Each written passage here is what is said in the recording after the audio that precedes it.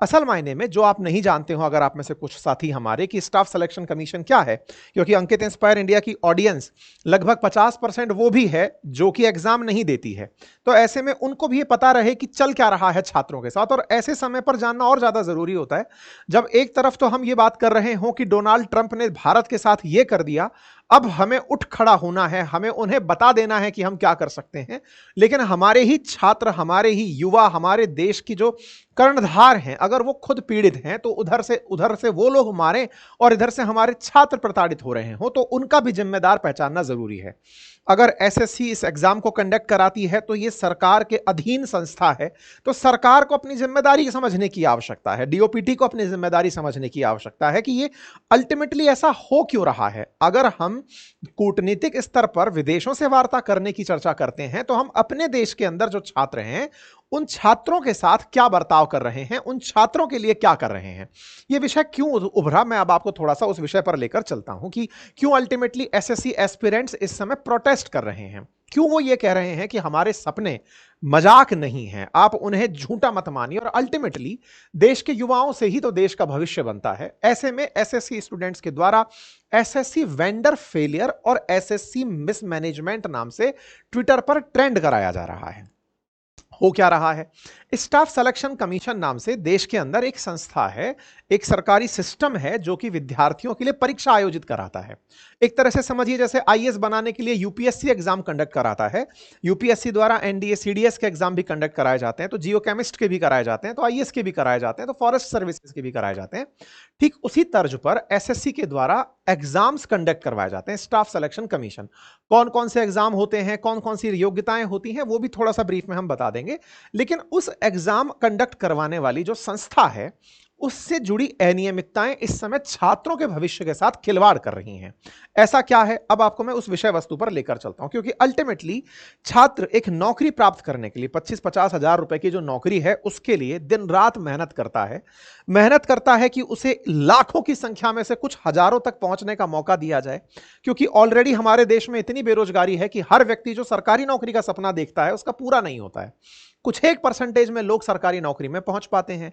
Exam के लिए निश्चित ही उन्हें संघर्ष करना पड़ता है, लेकिन उससे बड़ा चैलेंज उन्हें फेस करना पड़ता है कि वो एग्जाम सही तरीके से हो जाए, एग्जाम हो जाए, एग्जाम का रिजल्ट बिना किसी चीटिंग के आ जाए, एग्जाम के दौरान कोई ऐसी दिक्कत ना हुई हो जिससे कि मिसमैनेजमेंट का वो शिकार बन जाए, या फिर रिजल्ट में कोई गड़बड़ी ना हुई हो, या फिर एग्जाम पेपर लीक ना हो गया हो। अगर रिजल्ट आ गया तो सब कुछ सही होने के बाद भी उसे नियुक्ति समय पर मिल जाए, यह छात्र की सबसे बुनियादी जरूरतों में होता है।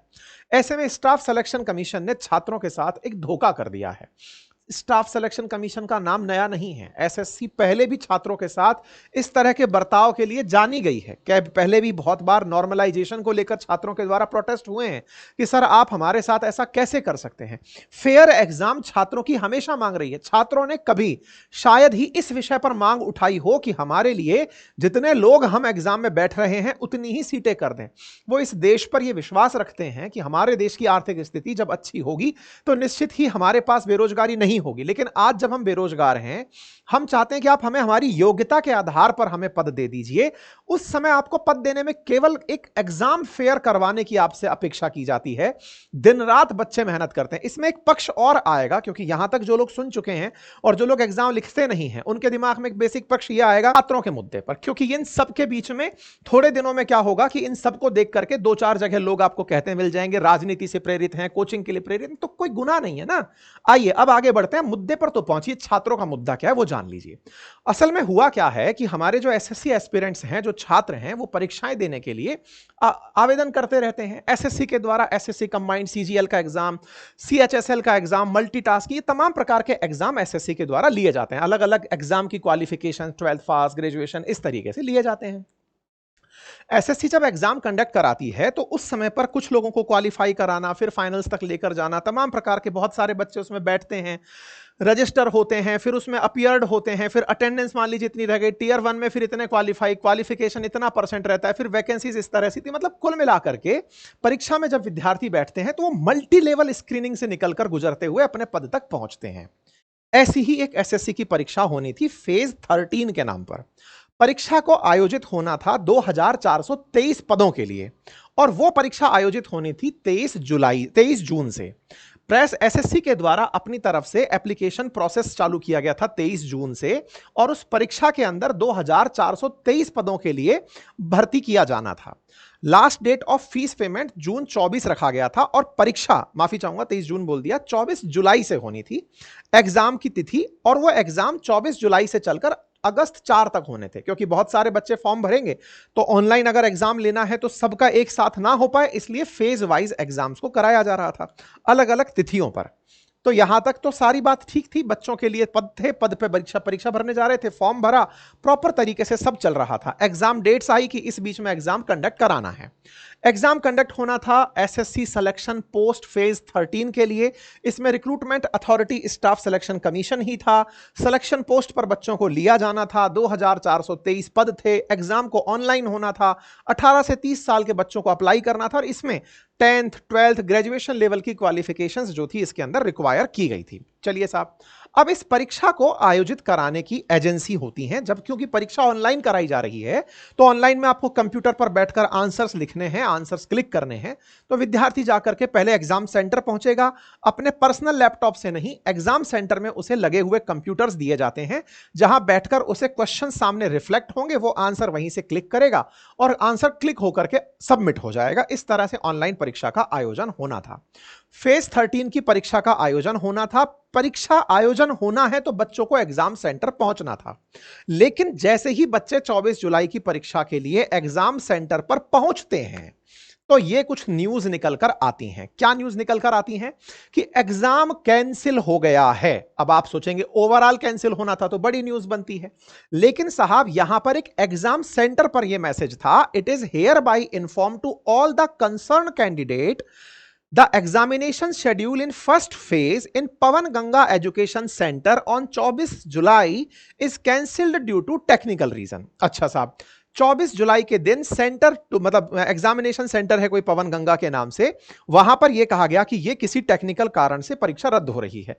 एक आध सेंटर पर जब आप इतने बल्क में परीक्षाएं करा रहे हो, संभव है कि चलो हो गया होगा, एक बार के लिए हम सब में इतना एक्सेप्टेंस है कि कोई बात नहीं, चलो दुर्भाग्य से ऐसा हुआ होगा।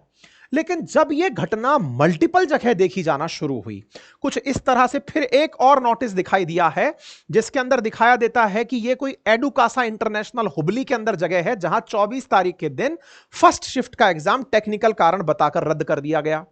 परीक्षा रद्द होने से छात्र परेशान होने लगे। परेशान छात्रों ने बातें निकालना शुरू किया। धीरे धीरे फिर एक नाम निकलकर पर से पवन गंगा बाहर आता है। वो कहता है कि 24 से लेकर 26 के बीच के सभी एग्जाम कैंसिल, सभी एग्जाम रद्द। अब जब छात्रों को जो इतनी दूर से चल करके यहां पहुंच रहे हैं, उन्हें यह बात पता चली कि साहब हम पढ़ाई करके आए, हमारी परीक्षा ही रद्द हो गई, और वो सरकार के द्वारा अनाउंस नहीं हुई है, एग्जाम सेंटर कर दे रहा है।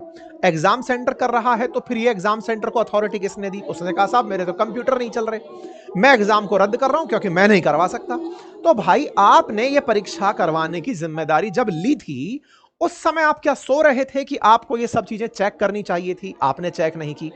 छात्र सैकड़ों की संख्या में परेशान सेंटर्स पर होते रहे। एक एग्जाम देने से पहले की जो चुनौतियां हैं, अगर आपने कभी कोई परीक्षा लिखी होगी तो आपको यह एहसास होगा कि एग्जाम देना जाने तक भी एक छात्र ना जाने कितनी लंबी जर्नी करता है, मानसिक जर्नी। मैं ट्रेन और बस में बैठकर जाने की यात्रा नहीं कर रहा हूं, मैं उसकी प्रॉपर एक जर्नी की, क्लासरूम में बैठकर पढ़ना, रूम में बैठकर पढ़ना, घर वालों के ताने, पड़ोसियों के ताने, इतनी अपेक्षाएं, परिवारजनों की अपेक्षाएं, ना जाने ये बेरोजगारी में वो कुछ कर पाएगा या नहीं, उन सबसे गुजरता हुआ जब छात्र किसी सेंटर पर परीक्षा देने पहुंचता है और उसका सामना एक सरकारी लापरवाही से होता है। अब मैं सरकारी लापरवाही क्यों? क्योंकि अल्टीमेटली ये एग्जाम कंडक्ट करवाना, छात्र ने स्कूल का फीस भरा होता है, एग्जाम का फीस भरा होता है, एग्जाम कंडक्ट करवाने की जिम्मेदारी जिनकी है वो कम से कम उस बच्चे की सब तैयारियों का सही से जायजा तो कर लें। आप जायजा के नाम पर उस बच्चे को इतना दूर से जो चल के आया है उसे एग्जाम सेंटर पर सही से एंट्री नहीं दे रहे हैं। जिन एग्जाम सेंटर्स में वो बैठ रहा है वहां कंप्यूटर काम नहीं कर रहे। विद्यार्थियों के द्वारा अपने द्वारा वीडियोस बनाए गए, अपने द्वारा सारी की सारी ये चीजें चीजें निकाल कर दी गई कि साहब हमारे साथ ये असुविधाएं हो रही हैं। छात्रों के द्वारा असुविधाएं, छात्रों की परेशानियों से सब लोग परेशान होने लगे और परेशानी में छात्रों के समर्थन में शिक्षक उतर कर आए कि आप ऑलरेडी इतना सफर कर रहे हैं, इतना एग्जाम आप लोग दूर दूर जाके सेंटर पर दे रहे हैं, परेशानियों से आपका वास्ता पड़ रहा है, तो आप लोग बस तैयारी करते रहिए। चूंकि आप परेशान हैं, क्योंकि शिक्षकों जो छात्र हैं उनकी सबसे पहली उम्मीद शिक्षक से होती है कि साहब आप हमारी इस बात के लिए हमारी बात उठाइए, आप इस विषय को हमारे किसी ना किसी मंच पर बता दीजिए कि हमारे साथ असुविधा हो रही है। क्योंकि उसने अभी दुनिया नहीं देखी है, वो तो केवल अपना स्ट्रगल देख रहा है। बमुश्किल वो एग्जाम सेंटर तक पहुंचा है ताकि बस खूबसूरती से अपना एग्जाम लिख करके अपना भविष्य बना ले। ऐसे में शिक्षकों से बच्चों की जो अपेक्षाएं हैं उससे प्रेरित होकर के शिक्षकों ने अपने स्तर पर यह तय किया कि चलिए हम लोग खुद जाकर सरकार को बताते हैं कि बच्चों के साथ दिक्कत क्या हो रही है। ये मान सकते हैं कि सरकार को बहुत सारी चुनौतियां हैं। 140 करोड़ की आबादी में सरकार को अगली बार चुनाव भी लड़ना होता है, अपनी कॉन्स्टिट्यूएंसी बचानी है, ना जाने कितने लोग अपेक्षा कर कर उनसे बैठे हैं, उनकी पूर्ति करनी है। लेकिन सरकार, आप सरकार में आए भी इसीलिए थे कि आप हमसे उम्मीदें रखिए। छात्रों से कहा कि आप हमसे उम्मीदें रखिए, हम सबसे कहा, रोजगार वालों से कहा, सब लोगों से कहा कि आप हमसे उम्मीदें रखिए ना भाई, तभी तो आपको हमने सरकार में पहुंचाया। जब आपसे उम्मीदें रखी गई, छात्रों ने शिक्षकों से कहा कि आप जाइए, क्योंकि आप हमारी बातें पहुंचा सकते हैं और आपके नेतृत्व में जब बातें होंगी तो कोई असुविधा नहीं होगी। शिक्षक आज पहुंचे थे, लेकिन उनके साथ जो हुआ वो आपके सामने है, जो मैंने शुरुआत में तस्वीरों में दिखाया। एक छात्र का वीडियो और बाहर आया जिसमें वो बच्चा कह रहा है कि मैं राजस्थान का रहने वाला हूं, अंडमान में सेंटर दे दिया गया। तो ऐसे में छात्रों ने अपने स्तर पर मांग उठाना शुरू किया। कहा कि भाई कहीं माउस नहीं चल रहा है, कहीं इन्विजिलेटर अपनी ही मस्ती में व्यस्त हो रहे हैं, सर्वर क्रैश हो जा रहा है, 500,000 किलोमीटर दूर परीक्षाएं हो रही हैं, कोई सिक्योरिटी चेक नहीं है, तो पेपर लीक क्यों ना हो, ये तमाम बातें बनती हैं। इसी को ध्यान में रखते हुए छात्रों ने मांग उठाना शुरू किया कि साहब एसएससी वालों कम से कम अपनी चीजों को तो सुधार लो। अब छात्रों के साथ साथ छात्र जो हैं वो इस विषय तक भी पहुंच गए कि ये सारी परेशानियां आ क्यों रही हैं। ये बिल्कुल देखिए, आज इंटेलिजेंट युग है, वो ये समझता है कि परेशानियां हैं तो परेशानी की जड़ तक पहुंचते हैं। बच्चे खुद परेशानियों की जड़ तक पहुंचे, शिक्षकों ने उनका साथ दिया, मार्गदर्शन दिया, उन तक पहुंचे तो यह जानकारी मिली कि इस बार जो एग्जाम कंडक्ट कराने वाली संस्था है वो टीसीएस नहीं है। अब आप पूछेंगे टीसीएस तो एक प्राइवेट संस्था है, बिल्कुल, लेकिन यह लंबे समय से बच्चों की ऑनलाइन परीक्षा आयोजित करा रही है। इस बार टीसीएस की जगह एडुकिटी नाम की एक और संस्था को काम दे दिया गया, क्योंकि सरकार जब एग्जाम कराती है तो ऑनलाइन लेवल पर एग्जाम कराना सरकार के लिए मुश्किल होता है, तो वो आउटसोर्स कर देती है कामों को। आउटसोर्स करने पर टीसीएस नाम की जो कंपनी है, टाटा कंसल्टेंसी, वो पहले एग्जाम कंडक्ट कराती थी, बड़ा फेयर तरीके से एग्जाम कराने का प्रयास करती थी। लेकिन इस बार एडुकिटी नाम की संस्था को यह टास्क दे दिया कि आप एग्जाम कंडक्ट करा लीजिए। अच्छा साहब, अब आप पूछेंगे कि इसमें क्या दिक्कत है। दिक्कत यह है कि एडुकिटी इस परीक्षा को सस्ते दाम पर करा रही थी। आप पूछेंगे अच्छा इसमें भी दिक्कत है, सरकार अगर सस्ते में करा ले तो दिक्कत, महंगे में करा ले तो दिक्कत। अब दिक्कत क्या है वो सुनिए। असल मायने में क्या है, आपको एग्जाम कंडक्ट कराना है तो इसके लिए सरकार के सामने आपको आवेदन देना पड़ता है कि साहब हम एग्जाम देना चाहते हैं, मतलब हम एग्जाम कराना चाहते हैं, तो आप हमें इस काम को करने की इजाजत दें। इसके लिए सरकार ने एक मॉडल बनाया हुआ है, that is quality cost based selection. इसके आधार पर बिडर्स को, यानी कि आपको लगता है कि टीसीएस की तरह आप काम कर सकते हैं तो आप जाके खड़े हो जाइए। तो एडुकिटी नाम की संस्था टीसीएस के सामने जाकर खड़ी हुई और उसने कहा कि मैं ये सारे एग्जाम 273 करोड़ रुपए लेकर करा दूंगा। वहीं टीसीएस ने कहा कि वो 450 करोड़ रुपए लेकर के ये काम करवाएगा। ये आपके सामने वो बिडिंग के कागज हैं जो 273 वर्सेस 487 वर्सेस 462, 3 संस्थाएं निकलकर आई। एडिक्विटी ने लगभग आधे दाम मांगे। सरकार ने कहा वाह ये तो बहुत अच्छी बात है, तुम आधे में ही काम कर रहे हो तो तुम हमारी उन शर्तों पर, क्वालिटी कॉस्ट बेस्ड सिलेक्शन, मतलब क्वालिटी भी देखेंगे, कीमत भी देखेंगे और उस आधार पर तुम्हारा सिलेक्शन करेंगे। तो एडुकिटी को सेलेक्ट कर लिया गया 273 करोड़ के लिए। अब ये क्यूएसबीएस मॉडल क्या है? असल मायने में जब भी किसी तरह से सरकार को टेंडरिंग करनी होती है तो कुछ ऑप्शंस लिए जाते हैं, जैसे क्यूएसबीएस मॉडल है, क्यूबीएस मॉडल है, एलसीएस मॉडल है, एफबीएस मॉडल है। ये तमाम वो मॉडल्स हैं जिनके माध्यम से एग्जाम कंडक्ट करवाया जाता है। एग्जाम कंडक्ट कराने के, माफी चाह रहा हूं, बिडिंग करवाई जाती है। उसमें कहीं पर कॉस्ट देखी जाती है, कहीं पर क्वालिटी देखी जाती है। क्यूबीएस मॉडल के अंदर क्वालिटी को फोकस किया जाता है, लेकिन चूंकि यहां पे क्यूसीबीएस मॉडल था, कॉस्ट भी देखनी थी, तो एडिक्विटी को ले लिया। तो बोले सर इसमें तो कोई गलती नहीं करी। गलती क्या हुई अब वो सुनिए। असल मायने में एडविक्विटी जो है ना, ये पहले भी विवादों में रह चुकी है। एडविक्विटी 2020 के अंदर तो बार ही कर दी गई थी, क्योंकि बहुत सारी परीक्षाओं में इसकी वजह से धांधली पाई गई थी। धांधली पाई गई थी, टेक्निकल फेलियर पाए गए थे, लॉजिस्टिक मिसमैनेजमेंट पाया गया था, और यह तक माना गया था कि यह सस्पेक्टेड पेपर लीक से भी जुड़ी हुई है। मध्य प्रदेश पटवारी परीक्षा, महाराष्ट्र एमबीए सीईटी और कई स्टेट लेवल रिक्रूटमेंट एग्जामिनेशंस में इसके साथ नाम जुड़ा कि क्वेश्चन पेपर लीक हो गया हो, लास्ट मिनट पर कैंसिल मार दिया हो, मास मिसकम्युनिकेशन कैंडिडेट के साथ हुआ हो। इन सब के लिए एडुकेटी की चर्चा रही। ट्विटर का जो ग्रॉक है उससे जब ये जानकारी मानी गई, हालांकि मैं इसकी सत्यता प्रमाणित नहीं करता हूं, लेकिन ग्रॉक ने भी सर्च करके ये कहा कि 4 प्रमुख परीक्षाओं में इसका नाम जुड़कर आया है, एडुक्विटी का नाम, कि ये परीक्षाओं में धांधली रही या फिर मिसमैनेजमेंट रहा। अब ऐसी संस्था जिसके बारे में दुनिया भर के बच्चों को पता है कि ये गलती कर रही है, उसे सिलेक्शन करने वाले क्यूसीबीएस मॉडल के तहत नहीं पहचान पा रहे कि इसकी क्वालिटी पुअर है, तो केवल कॉस्ट पर जाने का फिर से दिमाग में टेंशन ये आता है कि कहीं ऐसा तो नहीं है कि ये आधे दामों में कराकर असल में पैसा कहीं और से कमा रहा हो। और से कहां? पेपर लीक करके पैसा कमाता हो, पेपर बेच करके, सेंटर बेच करके। कुछ ऐसा तो नहीं है कि सस्ते दामों पर लेकर के इसका कुछ और दुरुपयोग कर लिया जाए और इस तरह से एक और ही नेक्सस यहां पर पनप रहा हो। छात्रों ने डिमांड करी कि पहले तो इसका रद्द करो मामला, क्योंकि इसी के चलते मिसमैनेजमेंट उतर रहा है। चूंकि इसने एग्जाम सेंटर्स को उठा उठाकर 500 किलोमीटर, 1000 किलोमीटर दूर तक फेंक दिया है, ऐसे में एग्जाम सेंटर्स की दूरी हो, परीक्षा सेंटर पर हो रही परेशानियां हो, ना ही जहां पर जा रहे हैं वहां पर प्रॉपर इंफ्रास्ट्रक्चर हो, ये सारी चीजें छात्रों के भविष्य के साथ खिलवाड़ थी।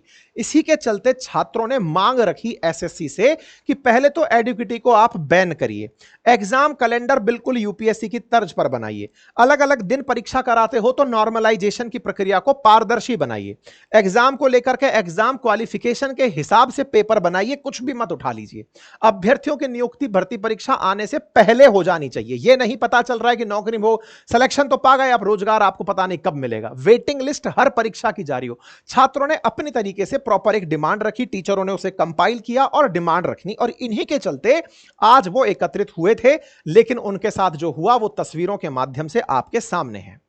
कुल मिलाकर जब हम राष्ट्र निर्माण की बात कर रहे हो, अंतरराष्ट्रीय स्तरों पर जब यह कह रहे हो कि भारत को ग्रेट बनना होगा, तो साहब आप केवल बयानों से ग्रेट नहीं बन सकते।